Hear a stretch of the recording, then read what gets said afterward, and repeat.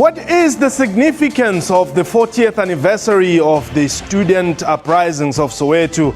Why are some institutions of learning imposing Afrikaans on non-Afrikaans speaking students? And how can the youth of today use lessons from the 1976 generation to move the country forward?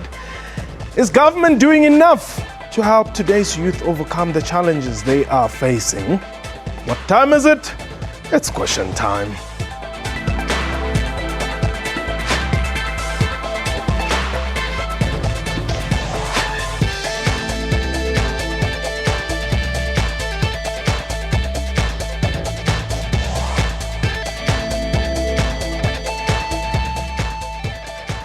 Welcome to the show. My name is Mpho Sedu. Today, South Africa marks the 40th anniversary of the 1976 Soweto Student Uprisings. These Youth Day commemorations were held under the theme Youth Moving South Africa Forward. During his keynote address, President Jacob Zuma called on the youth to see June 16 as an inspiration for them to defend their freedom and to help build the country. While the class of 1976 protested against the use of Afrikaans as a medium of instruction, it is ironic that language still remains a challenge for authorities at both basic and higher education levels. Young citizens are still grappling with a number of challenges, including lack of education, unemployment, as well as substance and alcohol abuse. We are live, and therefore you can call us and air your views. The numbers to dial 0891104210. Our Twitter handle at QuestionTime24. My guest today, Professor Tinyiko Maluleke. He's a political analyst, but today he's here on a different level. Baby Tiawa, who's also an activist in her own right. Today they are both here as part of the class of 1976. Let me welcome you. I was saying to some people at the national rally today at Orlando, Prof, that democracy seems to be quite a good thing. Otherwise, most of those leaders who were with today would have been arrested last night. Certainly, things have changed a lot. I think we have moved quite a lot as a country since Soweto 1976, especially in education. I think if you look at the numbers alone, it is amazing. I mean, in higher education, we've doubled the intake since democracy. And there are many other areas where we are making huge strides. Black students are now the majority in all institutions of higher education on average. It's a far cry from where we were in 1994. And people like me have got a title like the one you just used referring to me. Yes. You know, so it's not as if nothing has moved. I think that we have a lot to thank the 1976 class for. That generation really sacrificed, and we can see some of the fruit of their sacrifice. Baby Tawa, at the time you were, and I don't want to use the word innocent because you weren't. You knew what you were fighting for. Afrikaans was not just a language, but a political system. Indeed, Mpho, it was actually. And I just want to say we shouldn't also forget the fact that this year is the 20 years of a constitutional democracy, the constitution that has actually outlined the laws and the regulations of this country to ensure that the country is democratic. And at the time we were fighting against Afrikaans, it just wasn't that. It was the fact that we were aware that Bantu education was a system that was meant and structured to undermine the intellect of an African child. I remember very well that when I looked at statistics, that time the budget spent on an African child was 141 rands against 1,200 per white child's head. So we've come far, and I agree with Professor Tinyiko that we have many gains in terms of education. However, we do face challenges. And as a class of 76, I think it was a catalytic year which built on other phases of struggle, like your Sasso, Freddie Morali, and at the back of it was the Angolan freedom. So it was meant to happen. Yeah. And Prof, I mean, as part of the class of 76 yourself, what would you have wished to happen? Yes, we know we have made strides. What would you have wished to happen as we mark the 40th anniversary of June 16? Well, I think some of the challenges that remain, I mean, South Africa is a project under construction, continues to be. And so we still have challenges. You've already mentioned the issue of language, which is really a legacy of the peace that was brokered between white English speakers and white Afrikaans speakers, which peace did not really include African people. Yes. So you end up with Afrikaans-speaking schools, English-speaking schools, Afrikaans-speaking churches, English-speaking churches.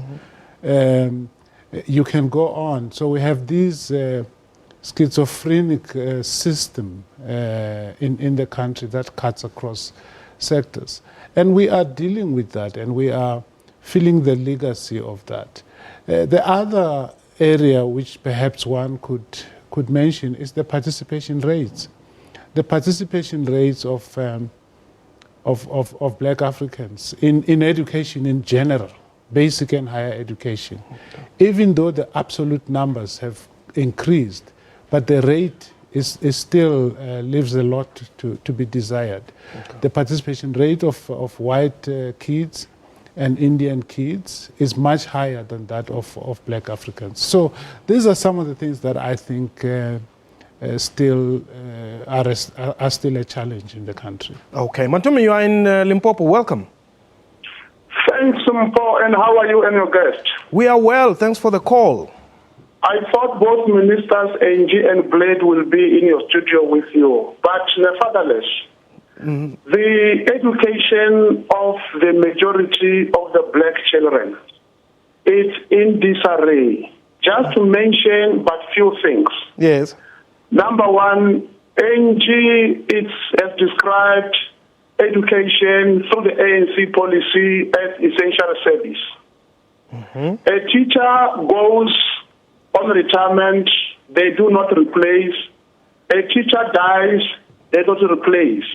But the classification of an essential service is still there. Mpo, I've got my nephew who is at the FET doing mechanical engineering this year. Yes. He passed his first term and he got a certificate. Now he's been told they cannot offer, the institution cannot offer full-time courses. So he doesn't know what to do, where to go.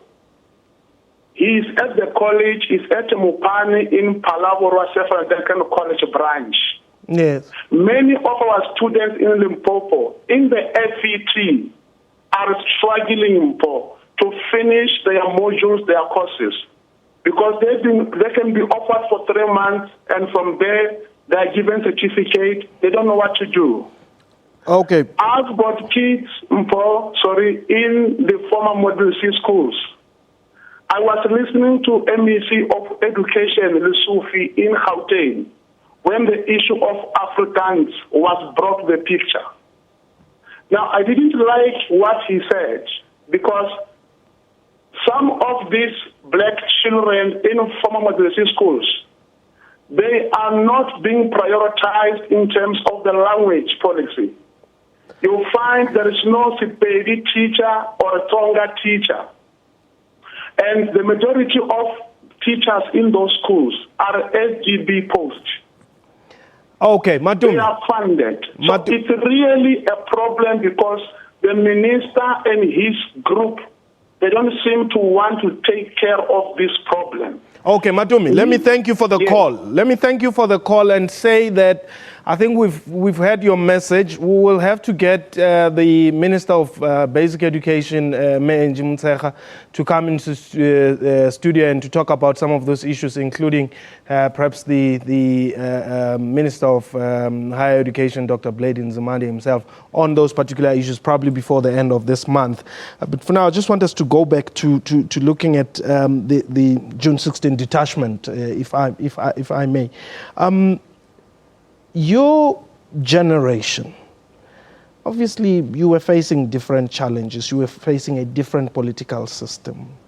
Today, one of the messages that I had was the class of 76 never banned the schools. Perhaps let's just talk about the state of political consciousness at the time, which got you to understand that schools, in as much as they are being used as tools to oppress you, you actually want to turn them around and use them to empower yourselves. You know, the budgets that have been referred to here, 140 vis-a-vis 1,200 for a white child, which was being spent on you. But there was no sense that we could destroy the schools at that point in time. I was at Morris Isaacson High, and specifically on the day, I know that the first office that banned was that of the Urban Bantu Council, yes, which was a symbol of apartheid. But we never actually banned a single school. Why? It was in 1976. Because, funny enough, after that Wednesday, we attempted to go back to school. I can talk for Morris Isaacson High and maybe other schools in Soweto, because we knew we had good teachers. We knew that they were doing the best they could do in the most constrained environment, and they were committed to teaching and educating us. I always pride myself that in my school we actually did calculus. There was no maths literacy. And in fact, there was a substance, or maybe there was a sense of who they were and what they had come to school to do. My school was one of those where Nkgopo Sotiro was actually employed after he was thrown out of Teflo. Yes. So there must have been a political consciousness that whatever work they do, teaching the black child is important regardless and irrespective of the environment. And therefore, even our march was that we will not ban the schools because we want to go back there and prove to the Afrikaners and the white supremacy that we are as good as they are, or even better. Prof, let me bring you in there. Yeah, I think the violence, I mean, whatever violence was there in 1976, it was mainly state violence. The chief actor in terms of violence was the state. As you know, up to 700 children were killed in total after the whole length of the protests. I think there was an understanding that education was meant to become to be the tool and the driver of protest. To ban a school at that time might have been like wanting the right to walk, but you chop your feet off in order to show how serious you are about it. So, I mean, some municipal offices were banned. I come from Middlelands Zone 8. I know that there is a municipal office that was burned down there. Some beer halls were attacked, but I don't remember a single school. What was the theory behind attacking beer halls? I suppose they were seen as a corrosive presence, unwanted in the township. Anti-development. You must remember that behind the 76 uprising was the black consciousness ideology. It was actually the dominant ideology. Yes. So, which is why the slogan was Black Power. Yes. Black is beautiful. Tina Sizwe Esimnyama was the soundtrack. So there was something about black pride behind the entire uprising. It was not an uprising that came from a place of woundedness, of desperation, of nihilism. It was an uprising that came from a place of pride. and determination for something better. What I saw today, Orlando Stadium is just next to a railway line. Mm-hmm. And there were trains, obviously, that were, going to and fro. And then there were the Gado riders, those ones who were surfing the trains in school uniform on June 16. I wasn't happy personally. I don't know. Maybe I'm just being some overprotective parent who says young people or students or learners are not supposed to be doing that, at least not even wearing their school uniform. I saw that too. I was amazed because, truth be told, they used to surf trains in Duba Station. I went to Orlando North High before going to Morris, and we took a train from Duba Station to Mzimhlope. School uniform, not sure. Surfing, train surfing, I've seen it before. Worried? Yes, indeed I was. And I thought, maybe it's a risky youth behavior, however dangerous it is. I saw it too. I don't know whether you were worried because you thought it doesn't happen. No, I think the young people take risks, and that's a dangerous risk. I can't say it was something fun to look at. I was equally worried. But I was actually impressed by the young people who filled the stadium, who, when the AU anthem was sang, they didn't know, but they followed. But when the national anthem was sung, there was like a beautiful sense of knowing that this is the national anthem of South Africa. And I was actually very proud. And without being prompted, a lot of young people stood up and they sang that anthem from beginning to end. For the first time, in my own experience, it was well sung, and they sang along. And I think these are also the changes that we're making, because I think the national anthem is being sung at some schools. Yeah. What would you love to see happen in South Africa as a veteran of the struggle, a product of the June 16 detachment? I want to say, I want to echo what Professor Tinyuka was talking about. The African people building on their academia, acquiring and creating knowledge. Most of us having our PhDs, doing research, because if we don't create new knowledge, we'll continuously, I think we'll actually repeat our mistakes. The other thing, I think the class of 76 hasn't done enough, myself included. We only prevailed around this time. Next time you don't see me until next year, your producer calls me. I just think we should, as the class of 76, establish alumni. I know that a lot of high schools in Soweto, including Midlands High, are building alumni, because I personally would not have survived that period from 1976 up until whenever. I would not have survived without mentorship, without coaching, which we didn't know it was coaching and mentorship, but indeed it was. Because we had elderly people, older people than us, whom we would converse with, share ideas, and they would actually guide us in a very, quite circumspect way without necessarily imposing on us. So we can't just say we were the best class, we were the best that ever happened for the country, but it was a catalyst period. We also had emulated and learned from leaders in SASO, but we should actually go plow back and do it systematically, not necessarily force ourselves to, but we become or demonize the young people. Acknowledge the challenges they have of unemployment, poor skills, HIV and AIDS, but try and build alumni in our high schools, at least in Soweto, and maybe it can spread.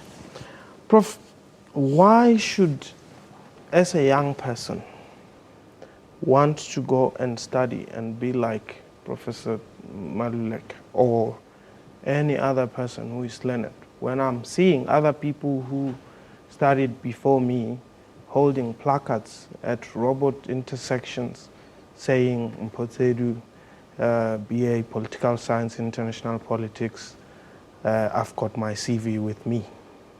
Yeah, it's a very sad picture. the unemployment of graduates is a very sad picture. But I think we must be careful not to make it a bigger problem than it is. The truth of the matter is that young people without a diploma or a degree find it far harder to find a job than those with diplomas or degrees. So, I mean, we mustn't create the impression that it doesn't matter whether you have a diploma or not. Because the truth of the matter is that while you may see one or two standing out like that, the vast majority, the 3.5 million who are not at school, who are not being trained for anything and not employed, are really the problem. Even if opportunities are created, they will not be able to take advantage of them. So I think what we need to do as a community and as a country is to snap out of this dangerous sense where education is not, where we don't realize how important education is. Yes. Not just for getting a job, but also for creating jobs. Because the other mentality we have is that get a degree so you can get a job. Not just for getting a job, but also for thinking new jobs. I mean, I think we have to come back to the sense that education is actually the only future we have. If we don't do well in that department, as a people, as a nation, we are really doomed. So an educated, unemployed populace is better than an uneducated one? An educated, not yet employed person stands a much better chance to get a job than an uneducated young person. That's the point that I'm making.